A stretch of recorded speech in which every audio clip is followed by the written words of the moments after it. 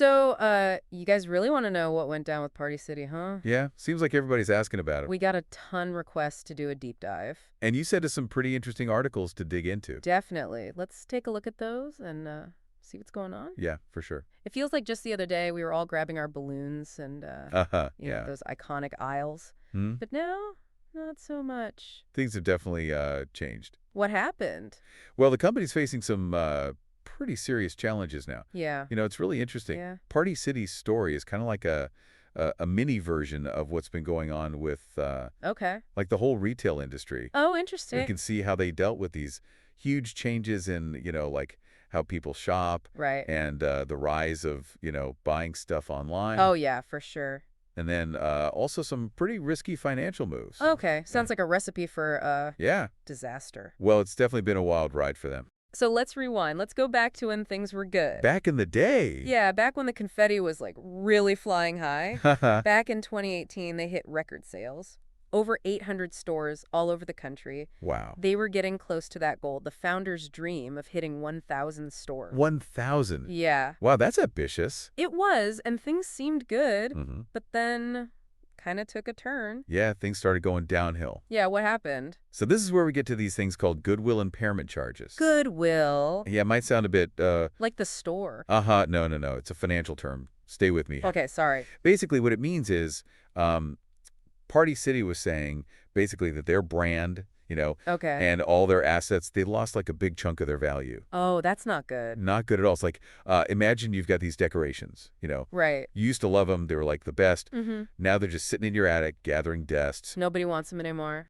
Exactly. That's kind of what this is like in the financial world. Okay, so it's like a warning sign. It's a big red flag. It often means trouble's brewing. So the party was starting to Yeah, wind down. definitely. But it wasn't just stuff happening inside Party City, right? Right. Things are changing outside, too. For sure. The world around them was going through some major shifts. Like what? Well, I mean, think about the pandemic, right? Oh, yeah. Yeah. People weren't gathering as much. So less need for... Parties. Right. Less parties, less need for... Party supplies. So sales took a hit. Okay. What else? And then you got inflation. Everybody's budgets are tighter. Oh. People still want to celebrate, but they're like, okay, what can we actually afford? Right. Tough choices. And the new CEO actually even said something like that. Really? Yeah. So like, people still want to party. They got to be careful with their money. I get it. And then on top of all that, Yeah. remember those helium shortages? Oh, yeah, they kept mentioning those in their reports. Every year, like clockwork, since Yeah. 2015, balloons might seem like a small thing, Yeah, you'd think. but they're a big chunk of Party City's business. Uh-huh. Balloon. Balloons, it just shows how vulnerable a business can be when it relies so heavily On one thing. one single product, especially one that's prone to, Supply chain stuff. exactly, supply chain problems. It's like a good reminder. Yeah. Don't put all your eggs in one basket. Diversify. Exactly. Don't put all your party balloons in one basket. Ha ha ha. I like that. I like that. So Yeah. they've got all this internal stuff going on. The world's changing around them. Hmm. When did things really start to go bad? Well, Party City was what they call a category killer. A category killer. Yeah. Back in the 80s, they had the lowest prices and the biggest selection. Really? They were the go-to spot for all things party. Nobody else could compete. Nobody. But over time, things changed. Like everybody else decided to join the party. Exactly. It got crowded. And Party City wasn't the only game in town anymore. Right. Discount stores, drugstores, Oh, yeah. online retailers, everybody started selling party supplies. Okay. And then you've got the rise of Spirit Halloween. Oh, Spirit Halloween. It became a big competitor, especially during, A Halloween. Party City's busiest time. I love a good Spirit Halloween pop-up. Me too. They're even opening Christmas stores now. They are. Maybe they are the new Party City. Yeah, maybe even doing it better. Interesting. Spirit Halloween's success shows us something important. What's that? Adaptability. They focused on this specific seasonal demand. Halloween. Exactly. And built their whole business around it. It's brilliant, actually. They've got that pop-up store model, Yeah. creates excitement. Like, you got to go now. Gotta be there. That kind of flexibility. Party City didn't really have that. So they were stuck in their ways. Kind of. All right, so we've got internal issues, external pressures, Yeah. rising competition. But was there like a breaking point? Like the straw that broke the camel's back. Yeah, something that really pushed them towards bankruptcy. Yeah, what was it? New ownership. In 2005, Party City got acquired by AH Holdings. OH Holdings. Yeah, a company owned by private equity firms. Okay. And their strategy, vertical integration. Vertical integration, what's that? They basically combined Party City with a Okay. a party supply manufacturer. They bought the company that made their party supplies. Yeah, hoping to cut costs. Huh. Interesting. Was that a good idea? Well, on the purpose, maybe you control your supply chain, you can potentially lower costs, Okay. but it can make you less flexible. They Oh. might have become too reliant on that one supplier, Mm-hmm. and that could have limited their product variety and their ability to adapt. To the changing market. Exactly. Okay. And then on top of that, On top of that, their debt went through the roof. what? Why? Another private equity acquisition in 2012 and 2013. Oh, wow. So more debt. Mountains of debt. Like someone spiked the punch bowl with debt. Ha ha ha. It's a debt party. And here's where it's really interesting. They used some of that borrowed money to pay a dividend A dividend. To who? to the new owners. So they're using debt to pay the people who bought them. Essentially, yeah. That's a risky move. It's like using your house as collateral for a giant loan, right? Yeah. Buy another business. If it does well, great. Yeah. You pay off the loan, make a huge profit. But if it tanks, You lose your house. you lose your house. That's the risk of leverage? It's not just the amount of debt. It's like Hmm. the pressure it puts on you. Absolutely. On your decisions, Party City was constantly juggling, trying to keep up with those interest payments. So they tried to reduce the debt with a public offering. In 2015, yeah. But it wasn't enough. Those interest payments. Kept eating into their profits. Like a monster. Exactly. And that led to the bankruptcy filing in 2023. Tough situation. Yeah, really tough. But before we jump ahead, Hmm. let's go back to that 1996 Oh, deal. the inventory mismanagement. Yeah, you mentioned it earlier. Right. It seemed like a pretty big deal. Why was that such a turning point for them? Might seem like ancient history now. Yeah. But it was a major turning point. Remember, they were expanding like crazy back then. New stores everywhere. Left and right. But that rapid growth, Yeah. it exposed a weakness. What weakness? Their inventory system. Oh, they couldn't keep track of all the stuff. Basically, they were opening so many stores they didn't know what they had in stock. Oh, that's a recipe for disaster. It is. Inaccurate data can cause all sorts of problems. Stocking the wrong items, running out of the popular stuff, even delaying financial reports. Which is bad. Really bad. It shakes investor confidence. And that's exactly what happened to them, right? Yep. Reports got delayed, the stock got suspended, even the founder left. Wow. It's like the music stopped, everybody went home. It was a major setback. They had to rethink everything, their operations, their growth strategy. Did they ever recover from that? They brought in new leadership, redesigned stores, tried to get those inventory systems under control. But it sounds like those inventory problems that never really went away. It's like they were haunted by it. It's interesting that this happened before. All four. Online shopping and all that. You're right. That's a really important point. This happened before the e-commerce boom, before the intense competition we see today. So that 1996 thing, Yeah. it showed a vulnerability that they never really fixed. You got it. It highlights the importance of having good systems, solid processes, Yeah. especially if you're growing fast. Scaling too quickly without the right infrastructure, Yeah. it can be a recipe for disaster. So internal challenges, those private equity deals, adding a whole other layer of, Complexity. yeah, and then the whole retail world starts to change. Like the ground shifting beneath their feet. It sounds like Party City was facing challenges from all sides. What do you think? What are some key takeaways we should keep in mind as we go deeper into this story? Yeah, good question. Yeah, it really makes you think, About what?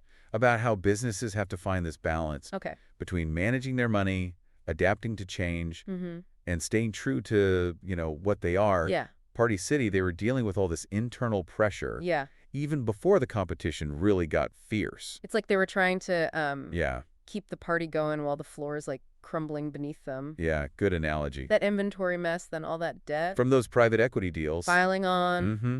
And all this is happening while people are changing how they shop for party stuff. Totally. It's all happening at the same time. Exactly.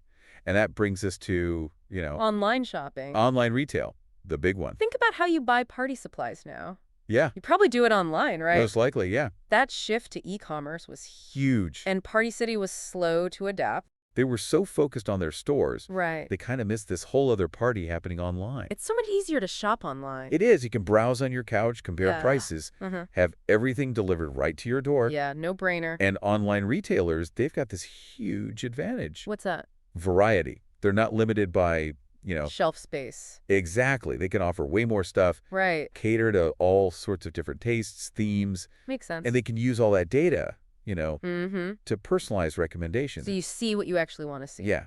and connect shoppers with like independent creators, Oh, cool. small businesses, people making unique party stuff. It's like the online world created this Yeah, mega party, the ultimate party. and Party City was stuck with like, The same old decorations. yeah, the But it classics. wasn't just online, right? No, Didn't we see like, the other store. yeah, Oh. discount stores, drug stores, even grocery stores? Expanding their party section. Totally. People want value and convenience. Why make a separate trip? Right. When you can grab party stuff while you're already out, Makes sense. those big stores, they can compete on price, variety, and they offer things like, Curbside pickup. yeah, or delivery. It's like the party supplies went to someone else's party. Haha, exactly. They crashed the party. So Party City's got competition from everywhere. Everywhere. Online, big box stores, even the drugstore down the street. That's rough. It's a classic example of how quickly things can change Yeah. in retail. Oh. And when you've got a lot of debt, Like Party City. it's even harder to keep up, To adapt. to change, to respond. Okay, so they're trying to compete, but they've got this huge weight on their shoulder. Yeah, all that debt. From those acquisitions, it seems like they're in a tough spot. Really tough. Before we get into the nitty-gritty of their finances, though, Yeah. I want to circle back to Spirit Halloween. Okay. They're doing really well in this same environment that's crushing Party City. Yeah, what's their secret?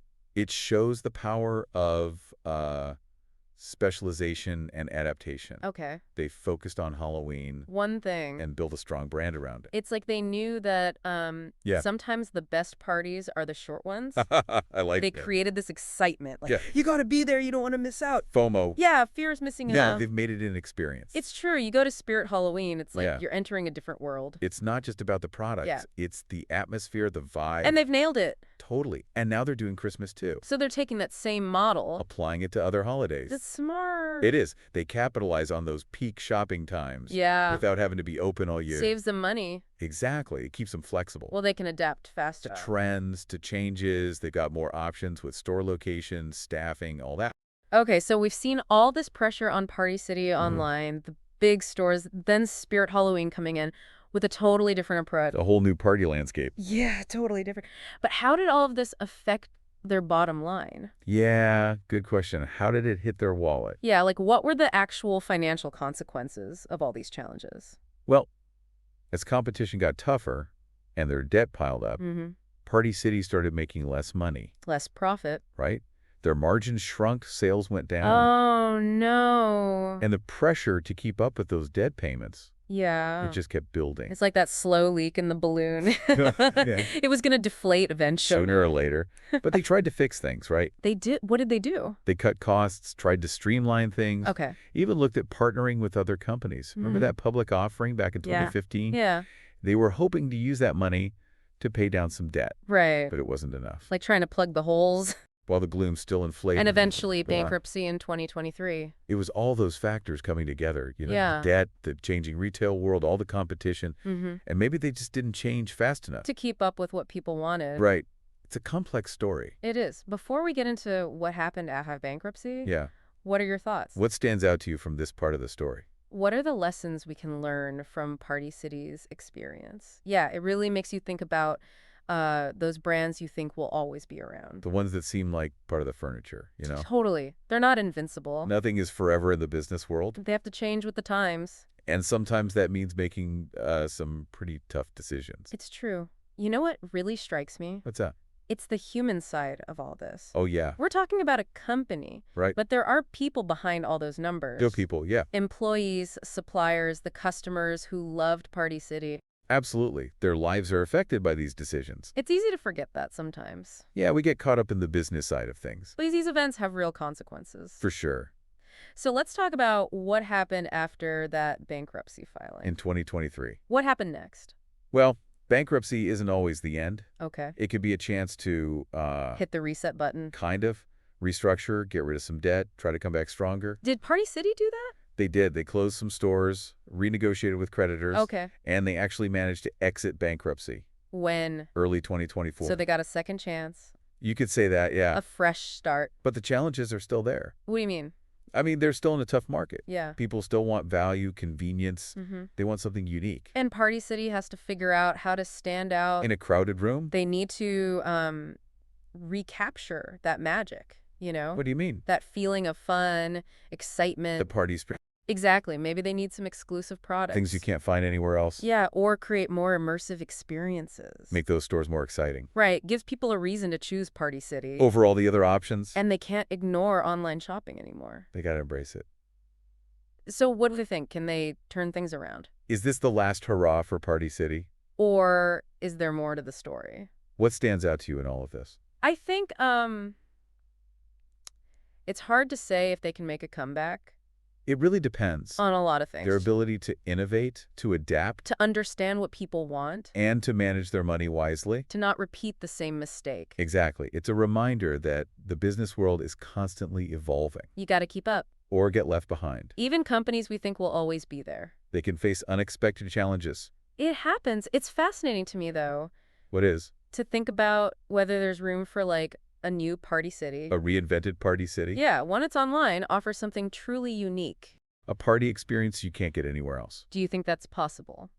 I think people will always want to celebrate. That's true. There'll always be a need for party supplies. The question is... how to meet those needs in a way that makes... in today's world. that's relevant, exciting, and sustainable. It's a challenge. For sure. But maybe Party City's story isn't over. Maybe it's just the start of a new A chapter. different kind of party.